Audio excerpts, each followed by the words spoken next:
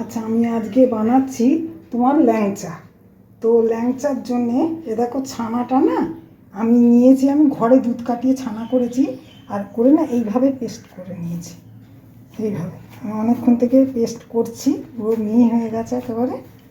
তো এবারে করার পরে এতে আমি তোমার সামান্য এতটুকু তোমার বেকিং পাউডার সামান্য, আর তোমার মানে কি বলবো, এরকম চামচের ইয়েতে করে একটুখানি গুঁড়ো চিনি এইটা দিয়ে এটা পেস্ট করে নিয়েছি ভালো।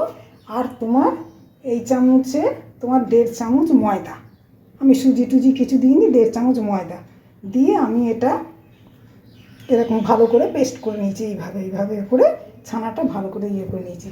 আর এদিকে দেখো, এদিকে আমার চিনির রসটা করা আছে। এ দেখো, এই আমি না লেবু কেটে দিয়েছি একটু। তোমার কেন বলো তো, এই যে চিনিতে নোংরাটা বেরোয় না, লেবুটা দিলে লেবুটাই নোংরাটা টেনে নেয়, তো দিয়েছি। আর একটা এলাচটা থাকবে। তো চলো এবার আমি ল্যাংচাগুলো রেডি করি, তারপরে ভাজবো। আচ্ছা, আমি তেল বসিয়ে দিয়েছি, তেলটা গরম হয়ে গেছে। আমি একটু ঘি দেবো, অল্প সামান্য একটু ঘি দিলাম সাদা তেলটার মধ্যে। এবার আমি ভাজা শুরু করব।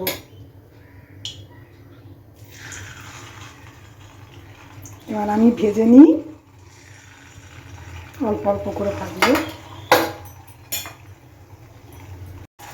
দেখো আমার এক খোলা ভাজা হয়ে গেছে। আমি না এবার এটা রসে দিয়ে দিলাম।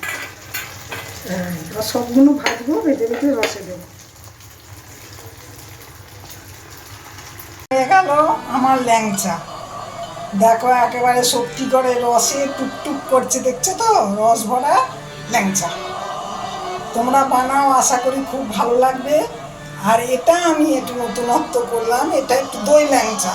দই জিলিপি খেয়েছো, দই বোঁদে খেয়েছো, দই ল্যাংচা খেয়ে দেখো তো।